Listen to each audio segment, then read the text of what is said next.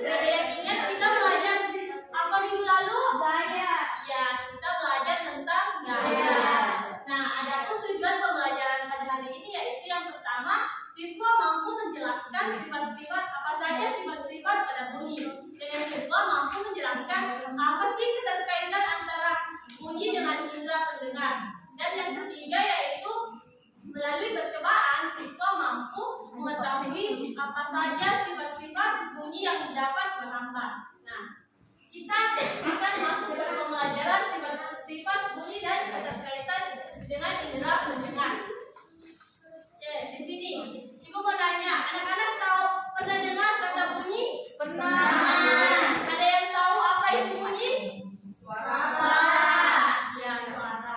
Nah, anak-anak pasti di kehidupan kita sering mendengar suara, bunyi. Suara itu ketika terjadi suara pasti ada sebuah bunyi. Misalkan Ibu menggeser, misalkan Ibu mengetuk meja ini, pasti mengeluarkan bunyi.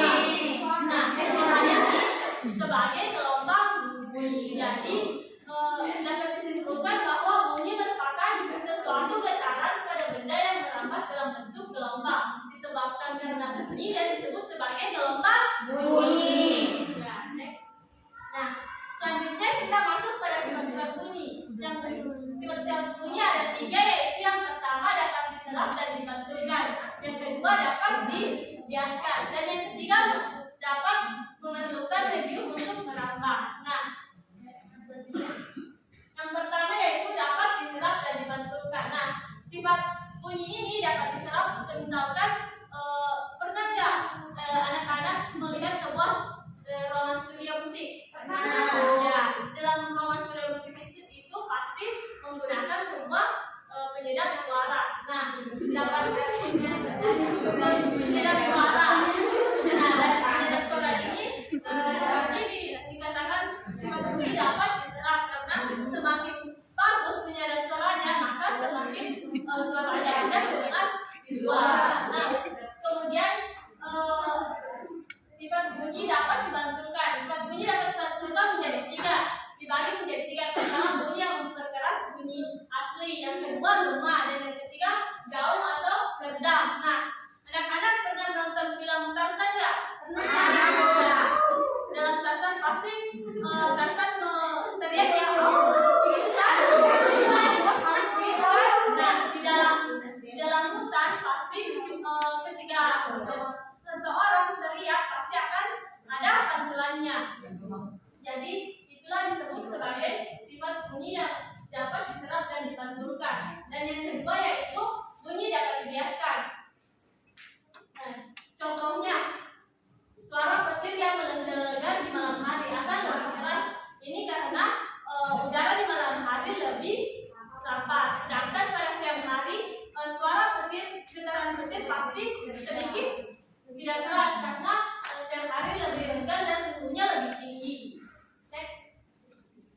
Nah, yang selanjutnya itu sifat yang selanjutnya yaitu memerlukan medium untuk merambah. Nah, memerlukan medium untuk merambat ini terbagi menjadi 3. Yang pertama, perambatan bunyi melalui benda.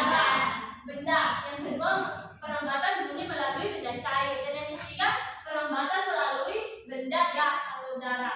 Nah,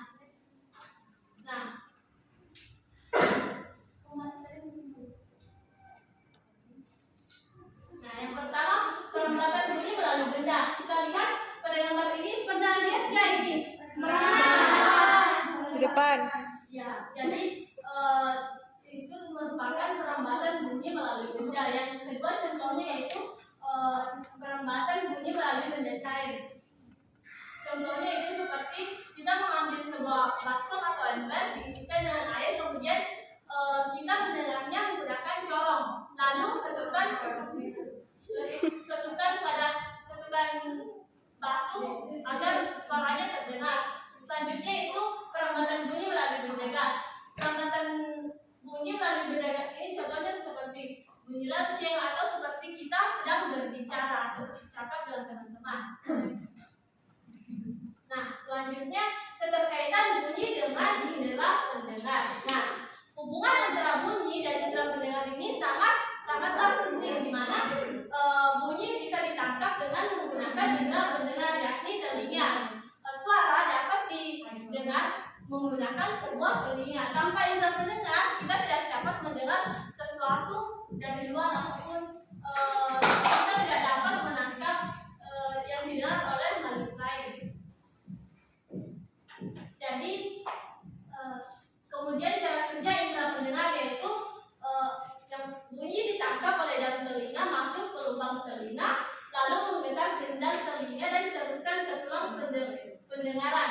Kemudian diteruskan lagi ke tingkap jorok dan tingkap bundar, lalu diteruskan ke rumah selimut merangsang ke ujung saraf pendengaran. Setelah itu disampaikan kepada otak. Nah, mungkin itu saja materi dari Ibu. Sebelum kita membuat percobaan, alangkah baiknya kita tetap semangat dulu ya, agar anak-anakku semuanya tetap semangat. Semuanya tahu kan dari semangatnya? Tahu. Ya, tetap semangat. Semangat. Semangat. Ya. Ibuku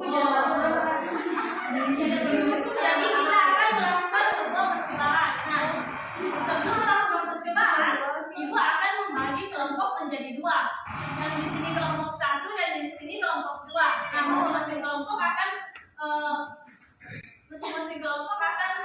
naik satu untuk melakukan percobaannya. Sebelumnya Ibu bagikan LKPD dulu kan?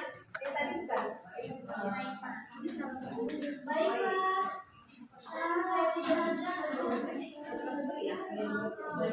Nah, ada yang mau naik? Yang Liliana? Saya mau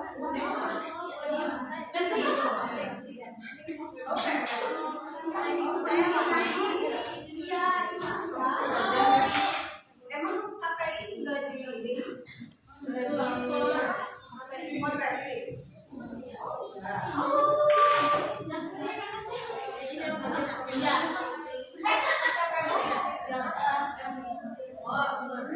Ya, untuk melakukan bagi kalinya harus nggak boleh tegas ya. Ya, berarti ini tegas. Oh ya, apa nanti? Dan kasih kecil lagi. Kalau yang punya semua jadi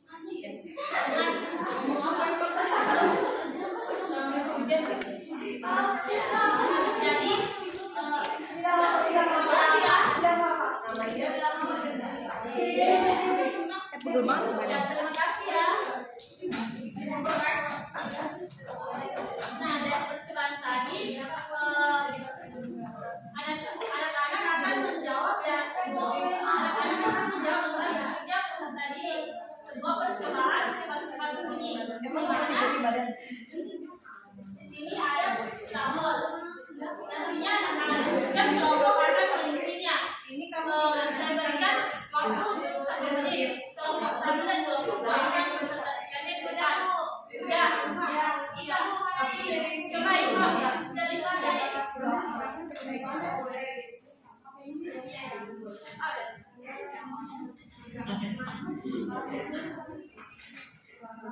coba kelompok 2 siapa? Ini udah pandis. Dari percobaan tersebut yaitu menentukan bunyi terlambat dari benda padat. Alasannya dari hasil percobaan yang tadi dilakukan pada kelompok kami menjadi terlambat oleh benda padat karena pelambatan bunyi melalui benda padat menggunakan mainan. Tujuan percobaan untuk mengidentifikasi sifat-sifat bunyi yang melambat melalui benda padat. Percobaan yaitu melambat melalui benda padat. Kesimpulan percobaan yaitu hasil percobaan dapat membuktikan bahwa bunyi melambat melalui video. Tepuk tangan untuk kelompok 1.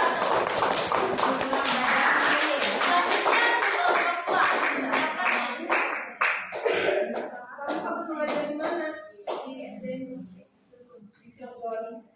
Sesuai seperti ini ya. Pemimpinnya siapa?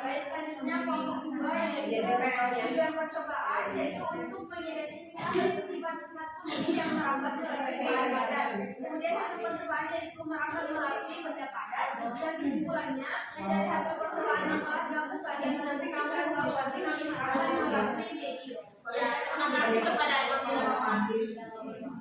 Beri tepuk tangan kepada Bapak. Ya, jadi dari hasil percobaan tadi menunjukkan bahwa bunyi dapat merambat melalui benda padat. Melalui benda padat juga dapat melalui benda cair maupun benda gas atau udara. Nah, Ini singkat ya. ada yang ingin menyimpulkan materi pada hari ini? Coba Andi Nurdiana menyimpulkan materi pada hari ini. Jadi bunyi itu berasal dari getaran atau suara bunyi juga bisa merambat melalui udara. Terima kasih kepada Andi Nurdiana. Jadi betul sekali ya, bunyi dapat memiliki sifat-sifat bunyi terdapat ada 3. Yang pertama dapat diserap dan ditersebutkan, yang kedua dapat dibiarkan, dan yang ketiga yaitu merambat melalui medium. Mediumnya ini dari benda padat